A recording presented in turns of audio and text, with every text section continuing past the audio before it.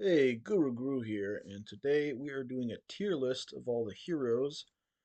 Just a few reminders, this is for normal mode, and as you can see, there's some statistics on this sheet. If you want a more detailed explanation of what each statistic is, please refer to my last video where I ranked the leaders. So, with that out of the way, we can just start. So I'll just summarize each of the heroes. So Theoden, he eventually has the best leadership, though he starts out pretty average leadership wise. He has incredible mobility. He has the shock ability, which is pretty handy, which lets him gives him a greater chance of causing enemies to flee when he attacks them.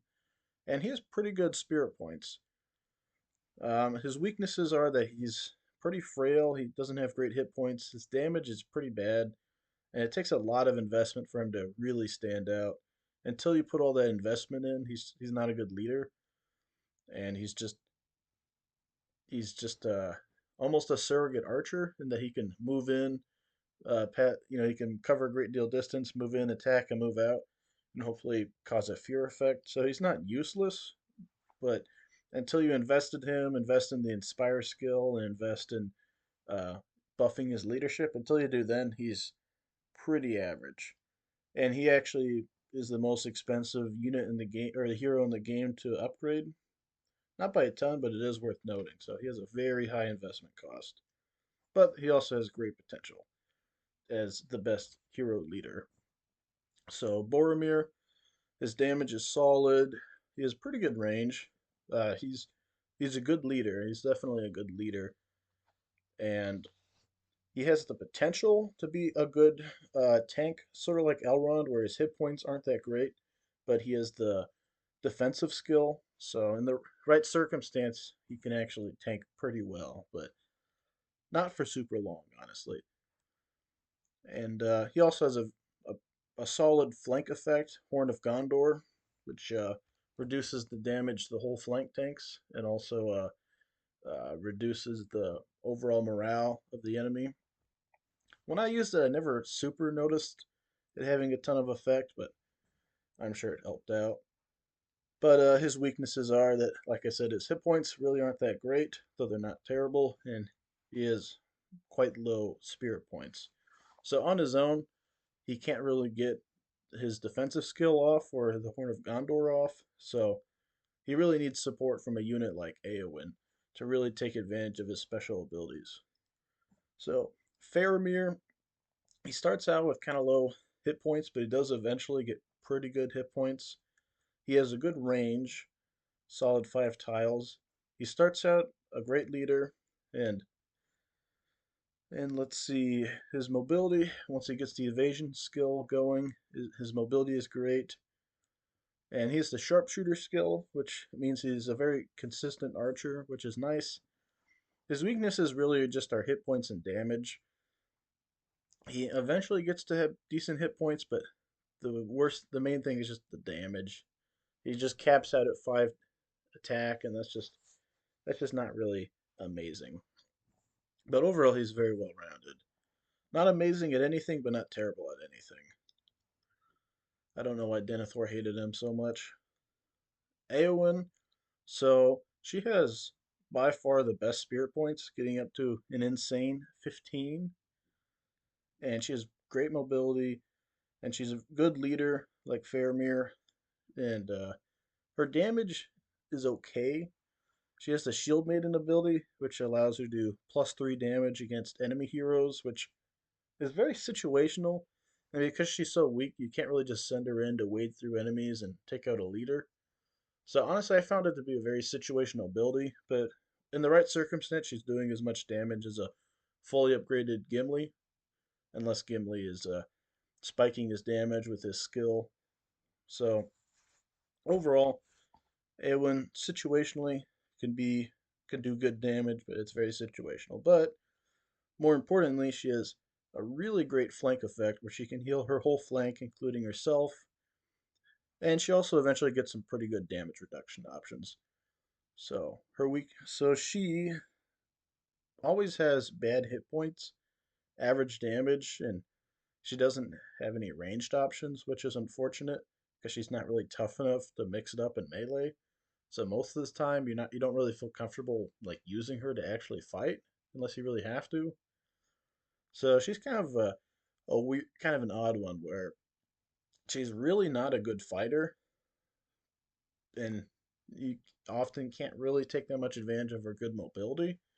But at the same time, she just has like crazy good spirit points and a super valuable flank effect that I don't know. She's very useful. Most of the time, I feel like most of her value is kind of just setting up allies to use their skills to do solid things. So she's very good, but on her own, she's rather lackluster. She's a real mixed bag. It's really hard to say. So Eowyn, or sorry, Eomer. Don't tell him I called him Eowyn. Eomer, he has really good hit points, like excellent hit points. His mobility is very good since he's a mounted unit. He can double move. Like Theoden, he has the shock ability, which can cause enemies to flee. His leadership starts out very average, like Theoden, but with the once you purchase the right upgrades, you get his leadership gets pretty good. Doesn't end up in the same category as Theoden, but Eomer's leadership ends up pretty decent after you invest a lot into him. And eventually he gets some pretty solid damage spiking options, though for a while he has very average damage. So his weaknesses are bad spirit points, average damage, and it just costs a lot of XP for him to really excel at all when it comes to leadership and damage. So until then, he's kind of just like, I don't know, a very tanky cavalry unit. But honestly, on lots of maps, you already have Rohan riders, which are basically identical to him. So it's the kind of thing where often you'll deploy him and then like you won't even really need to use him that much like in melee because the Rohan riders already do what he does.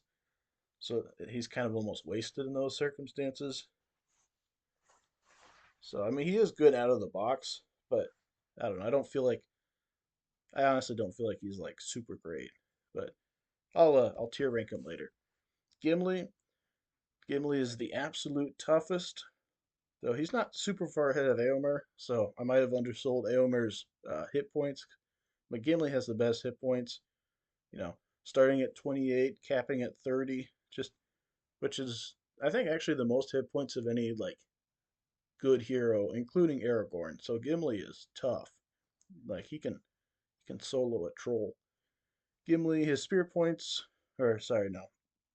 So Gimli, the best hit points, the best damage spiking options. And situationally, his mobility can actually be pretty good when he uses the Galadrim lock, which gives him a one-time usage of evasion, so he can move in and out. But that's belied by the fact that his mobility is terrible. He has a movement of 2, the worst of any hero. And also, his spirit points are just poor. He has like 3 range, so he can make range attacks, and that's nice. But he's really not like you really can't use him super far, so he's not like a high quality archer. And also his leadership is just very average. He doesn't really have anything to boost his flank. And then finally Legolas. So Legolas, he has by far the best range. He ends up with an insane 9 range, which is almost double that of Faramir. And Faramir already has good range. So Legolas' range is crazy. He has a very good amount of spirit points. He ends up with the third best spirit points of all these heroes.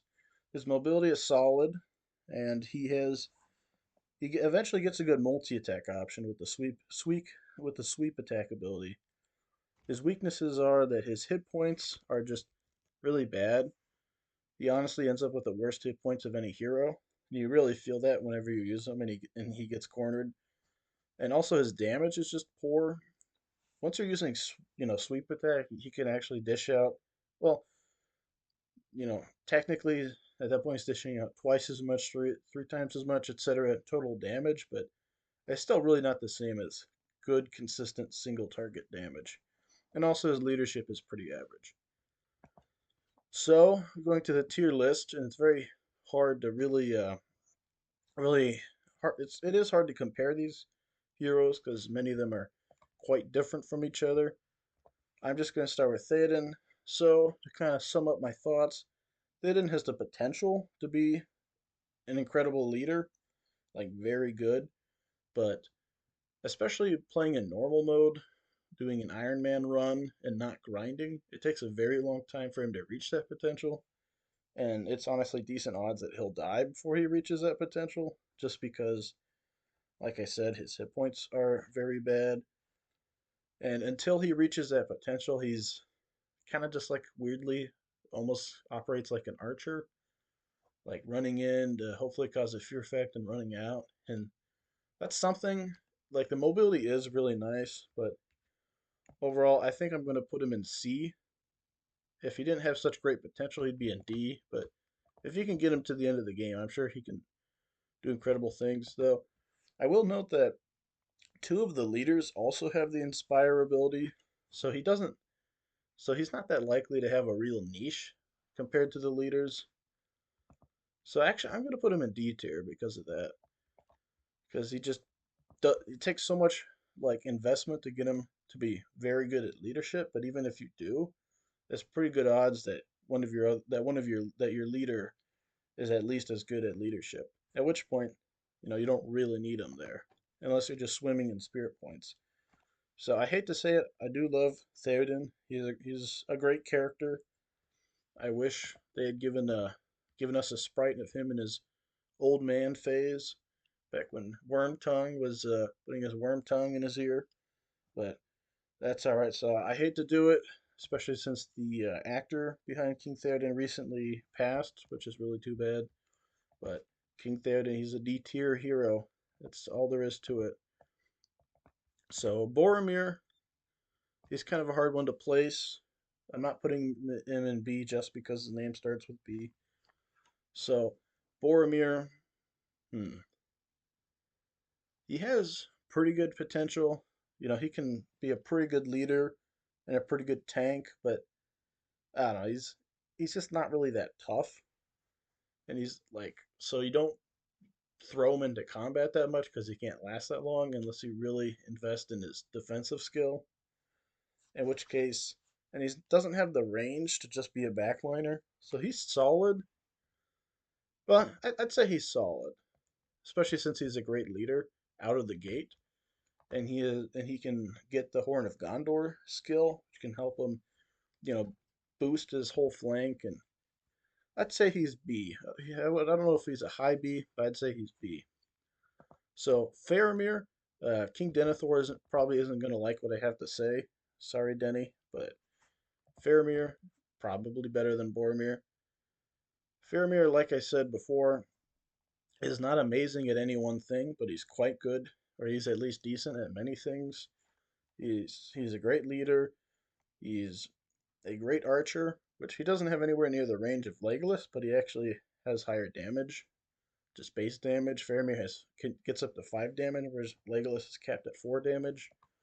So there's many cases where it's a little bit better just to have Faramir making those shots. And he has great mobility, so he can get where he needs to get the right shot off. So even then, the range difference isn't as dramatic. And he ends up with pretty decent hit points. And his damage isn't amazing. He does carry the Entwater item, so in the right circumstance, he can make up for it. So he can be a frontliner temporarily. He can be an archer. He can be a leader. Overall, I'd say Faramir is high B tier. So take that, Denethor. Faramir just showed his quality. And he did get the girl in the end, so, you know, he didn't get burned alive by his father, and, he married Eowyn. So overall, I think things worked out for old Faramir. So Eowyn, like I said, she's really hard to categorize because, she's really frail. So for a really long, and she doesn't have a ranged attack. So for a really long time, it's really hard to use her, like in combat, because she could just die so easily, which also makes it a bit harder for her to get XP. However, she just has an absurd amount of spirit points, and also, great healing, and with some of her later upgrades, she has ways to stay alive a bit longer. She's never very tough, so she's always vulnerable, but if you keep her alive, she can just provide excellent healing for your for the flank she's in, and she just provides incredible spirit points, which makes all your other heroes way better. So for that reason, she's going in A tier. Her frailty and lack of range keeps her from being S tier, but she's still A tier. She's honestly invaluable. Like you really notice, especially when you have a fully upgraded AO, when you really notice a difference. Your heroes are using their skills way more often, and that's so valuable. Even if as a actual fighter, she's pretty mid. So Eomer, this is kind of a tough one. Like Theoden, he has solid potential, though I wouldn't say his potential is quite as high. Eomer, he's very, very tough, and he's a cavalry unit, so he can double move, which is valuable. Eomer, however, he starts out as a poor leader, and even when he's fully upgraded, he's not an amazing leader. And his damage is actually pretty modest, like it's on par with Eowyn.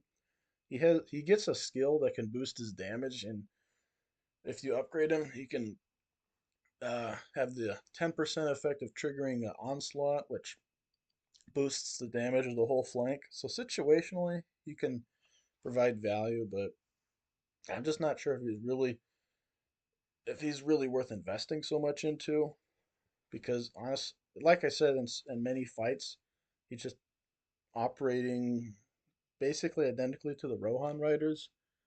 In which case, it doesn't feel like you really need him there because he's not doing anything anyone else can't do. Well, at least in terms of the units on the field.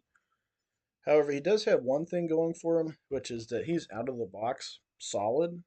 Like, there's if you're uh, if you're not investing in like Aomir, if you're just investing in like Eowyn and other units that require a lot more investment to really get solid and aren't great fighters, and you're on a particular level where you can pretty much only use heroes, on a level like that, it's really helpful to have a unit like Eomer or Gimli who's just out of the box decent. And because his hit points are so great, and because he's a cavalry unit, he's never terrible. So for those levels like the Am and Hen level, I'd say his situation can be really helpful. So overall, I'd say he's C tier. I don't think his potential is that high, or at least it's not high enough to merit the high investment it takes to reach it. But out of the box, he's never terrible, which is valuable. Gimli's S tier. Come on, Short King, go up on the podium. You are S tier. Gimli is just incredible. Like he's so tough. He can do so much damage, and and with the and he is limited by average leadership and limited in bad mobility, but he's got some range. He carries the Gladrim lock. He has ways to get around that, and you can't get around the fact that he's so tough and does so much damage. Like he solos trolls. He's incredible. He's a cleaver. He is genuinely S tier, at least on normal difficulty. On higher difficulties, it does change things, but we're only talking about normal here. So Legolas is a tough one. He has this insane amount of range for his attacks, and also has good spirit points. So he's always contributing, but he's very frail and doesn't really do a ton of damage. And he's never. Hmm. I think I think I'm gonna put him in B tier. I really do. I think I think I'm gonna put him behind Faramir here. Legolas is probably overall a better archer, and there's definitely certain maps where Legolas's crazy range is super helpful, but Legolas is just he's just not tough, and he's not really packing wallops. So for that reason, he's going middle of B tier. So this is the overall ranking. None of these heroes are bad. If you play this game and decide to do a playthrough, you really you can't go wrong with any of them. None of them are terrible, but as you can see, I think some are better than others. So if you've played this game, comment below what your thoughts are of the heroes or just any other thoughts. Thank you for watching. Have a good one. Goodbye.